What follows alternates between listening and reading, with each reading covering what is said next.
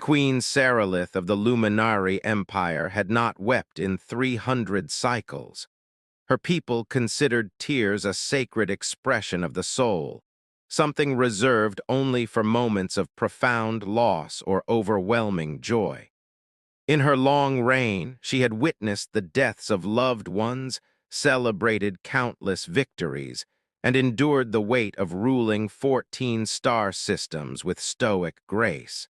She had become known throughout the galaxy as the Eternal Queen, unchanging and unshakable, until the moment she saw him. The human delegation arrived at the Crystal Palace of Aurelian Prime amid great ceremony. It was humanity's first formal audience with the Luminari Empire, a diplomatic milestone 3 years in the making. The throne room, a vast chamber of living crystal that grew from the planet's core and sang with harmonic frequencies, was filled with nobles, advisors, and dignitaries from across the empire. Queen Sarilith sat upon her throne, her silver skin shimmering in the refracted light, her violet eyes calm and regal as she'd been trained since childhood. She had reviewed the human delegation's dossiers extensively. Ambassador Patricia Reynolds would lead the diplomatic mission. Dr. James Kowalski would serve as scientific liaison. Commander Michael Tors would represent Earth's military interests. Standard protocol, standard expectations. Another species joining the galactic community, nothing she hadn't witnessed dozens of times before. The massive crystal doors opened with a resonant tone that filled the chamber. Ambassador Reynolds entered first, her formal diplomatic attire impressive by human standards. Dr. Kowalski followed, his datapad already recording atmospheric readings and cultural observations. And then Commander Tors stepped through the doorway. Sarilith's breath caught. He was tall for a human, with dark hair showing traces of silver at the temples and eyes the color of Earth's oceans. A deep blue-green that seemed to hold storms and calm waters in equal measure. His military uniform was pressed and proper, his bearing confident but not arrogant. None of that should have mattered to her. She'd seen thousands of alien species, countless military commanders from across the galaxy. But the moment their eyes met across the vast throne room, something inside Sarilith shattered and reformed simultaneously. Her vision blurred, her chest constricted, and to her absolute horror and confusion, tears began streaming down her silver face, leaving trails of luminescent fluid that glowed against her skin. The entire throne room fell silent. Courtiers gasped. The human delegation froze mid-stride. Even her closest advisors looked shocked. Queen Sarilith, who had not shed a tear in 3 centuries, was weeping openly in front of representatives from a species they'd barely begun diplomatic relations with. Sarilith stood abruptly, her legs trembling beneath her formal robes. She tried to speak, to offer some explanation, but her voice emerged as barely a whisper. Forgive me, I must." She fled. The Eternal Queen, who had never shown weakness, never broken protocol, ran from her own throne room like a frightened child, her tears streaming behind her in glowing trails. In the royal chambers, Sarilith collapsed onto a crystalline seat, her hands covering her face as sobs racked her body.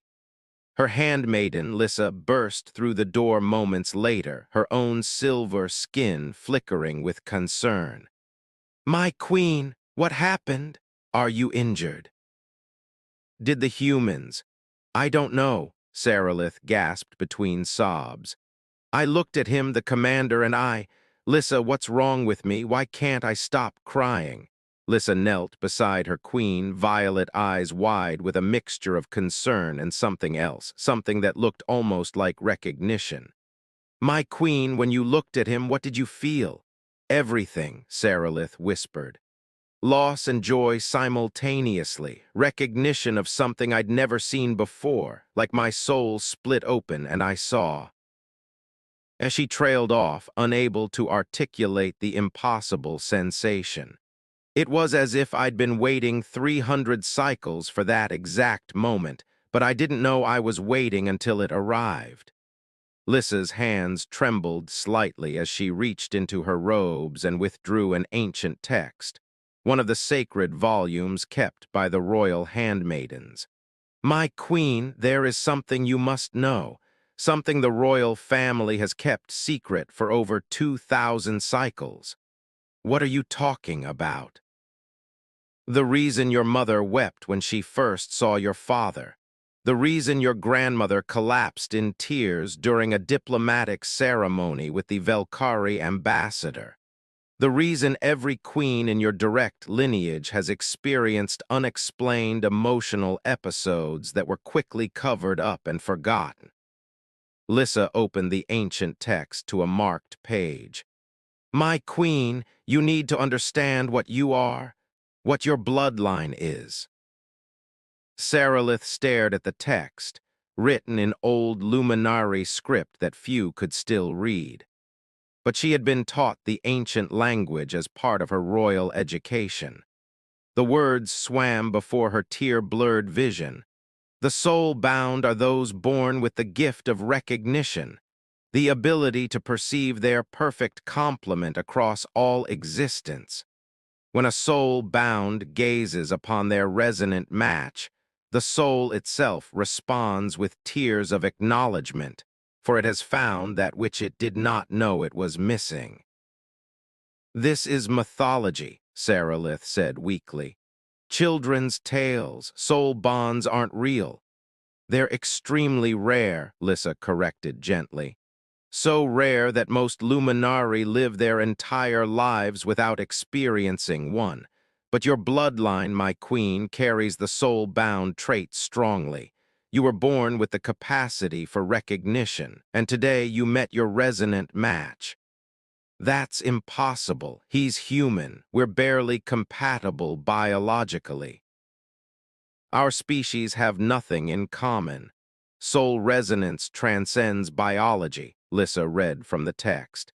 "It is not about physical compatibility or genetic similarity. It is about fundamental harmony at the deepest level of existence.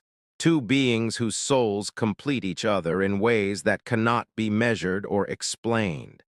Sarilith felt fresh tears streaming down her face. "What am I supposed to do?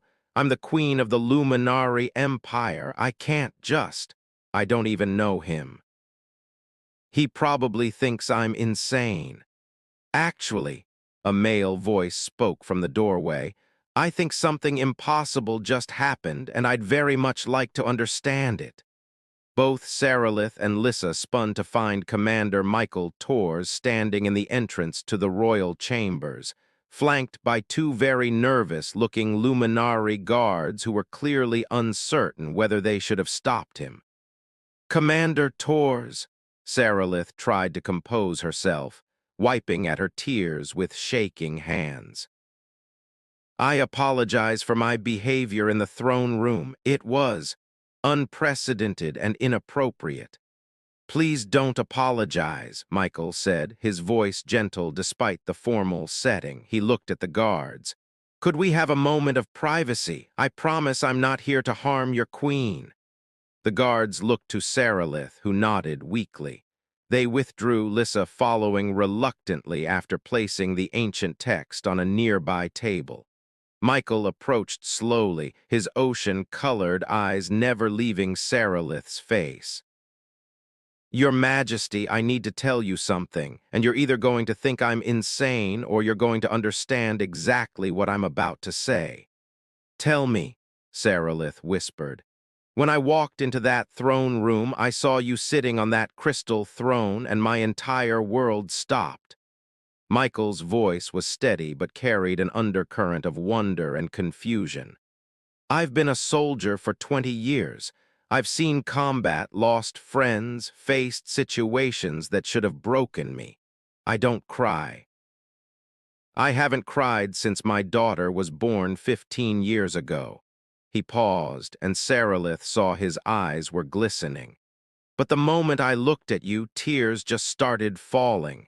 No warning, no reason I could understand, just this overwhelming feeling of recognition, like I'd been incomplete my entire life and suddenly found the missing piece I didn't know existed.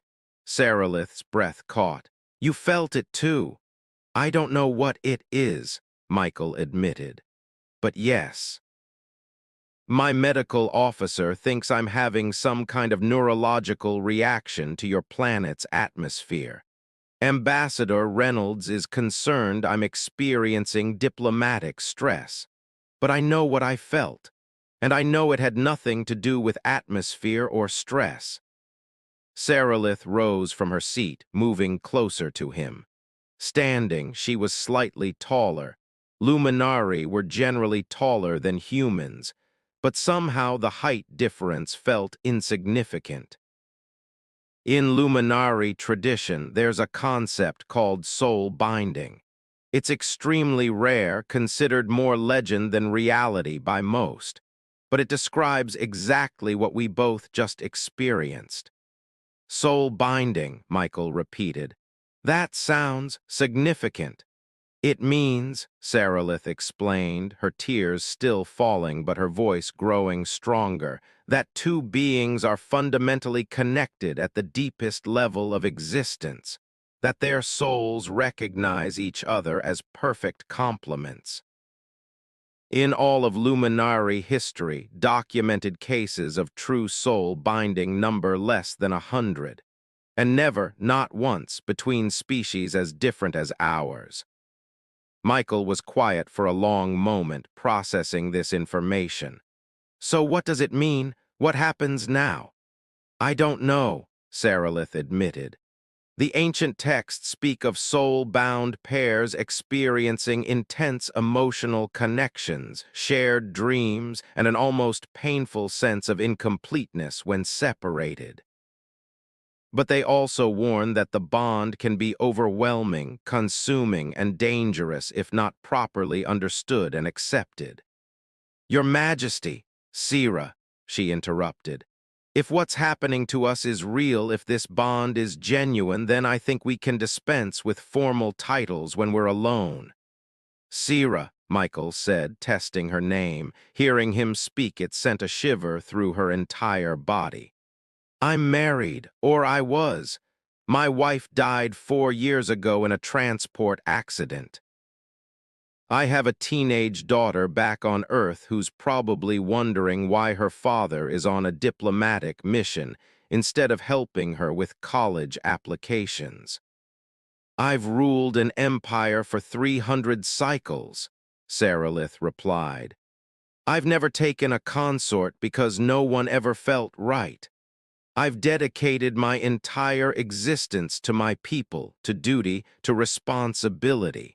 I can't just abandon that because I looked at a human and started crying.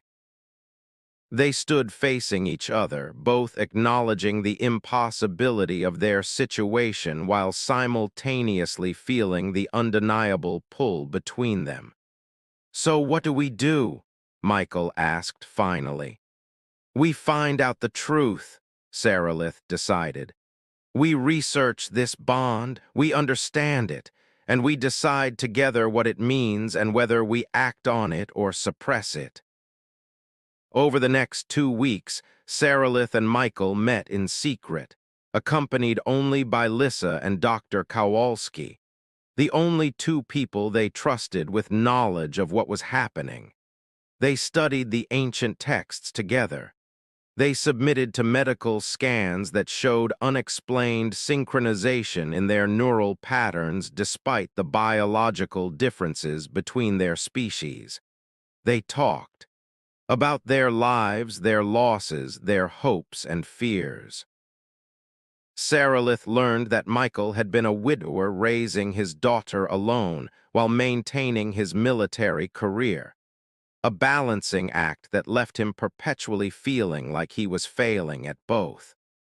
Michael learned that Sarilith had spent 3 centuries watching everyone she loved age and die, while she remained young due to Luminari longevity, leaving her feeling isolated despite being surrounded by people.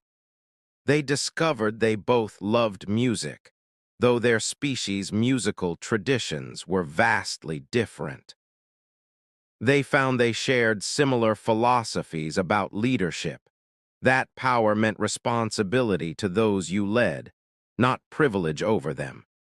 They laughed at each other's jokes despite coming from cultures separated by light years and evolutionary history.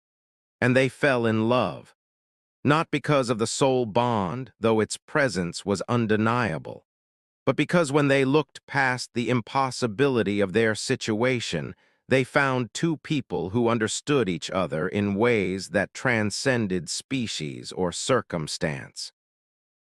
But the truth couldn't remain hidden forever. "You're planning to abdicate." Prince Thalen, Sarilith's cousin and heir apparent, stood in her private study with an expression of shock and anger. "For a human, a being you've known for 2 weeks." "Not for him," Sarilith corrected firmly. "For me. Thalen, I've ruled for 300 cycles. That's longer than most queens in our history, and I've been lonely for most of them. I've done my duty. Now I want to live for myself." "The people will never accept. The people will accept what I tell them to accept." Sarilith's voice carried the steel that had kept her in power for centuries. "I'm not abandoning the empire. I'm transitioning leadership to you, which has always been the plan eventually. I'm simply doing it now instead of in another century. Because of a soul bond you can't even prove is real," Thalen protested. "Because I deserve happiness," Sarilith countered. "Because I'm tired of being the eternal queen who never changes, never feels, never lives. Because I looked at a human and cried for the first time in 300 cycles, and it reminded me that I'm still capable of feeling things beyond duty and responsibility." She moved to the window, looking out over the crystal spires of her capital city. "The truth that was revealed when I saw Michael wasn't just about soul bonds or cosmic connections. It was that I'd been waiting to feel alive again. And whether that's because of some mystical bond or simply because I met someone who understands me doesn't actually matter. What matters is that I finally feel something beyond obligation." The formal announcement came a month later. Queen Sarilith would abdicate in favor of Prince Thalen, transitioning her role over the next cycle to ensure stability. She would retain her royal title, but not her governing authority. And she would be leaving Aurelian Prime to explore the galaxy, starting with an extended visit to Earth. The news shocked the Empire. Some celebrated their beloved queen finally finding personal happiness. Others protested the scandal of a Luminari royal forming a relationship with a human. Most simply didn't know what to think. On the day of her departure, Sarilith stood at the spaceport with Michael, about to board a human vessel that would carry them both back to Earth. Thalen approached, his earlier anger replaced by reluctant acceptance. "I still think you're making a mistake," he said quietly. "That's because you haven't experienced what I have," Sarilith replied gently. "When you do, if you do, you'll understand. And if this soul bond of yours fades, if it was just infatuation or chemical compatibility," Sarilith smiled, taking Michael's hand in hers, "then I'll have spent time living for myself instead of for an empire. I'll have experienced love and companionship instead of 3 centuries of isolation. And I'll have proven that even eternal queens are allowed to cry, to feel, to be human, metaphorically speaking. Michael squeezed her hand. Ready? I've been ready for 300 cycles, Sarilith said. I just didn't know what I was waiting for until I saw you. As their ship lifted from Aurelian Prime, Sarilith looked back at the Crystal Palace one last time. She'd spent 3 centuries there as the eternal queen, unchanging and untouchable. One look at a human had made her cry, breaking 3 centuries of carefully maintained composure. And the truth that had been revealed was simple but profound. She'd been frozen, not eternal, imprisoned by duty, not strengthened by it. And sometimes the greatest gift anyone could give you was permission to finally break, to feel, to cry, to live. Even if it meant leaving behind everything you'd ever known for the uncertain promise of something real.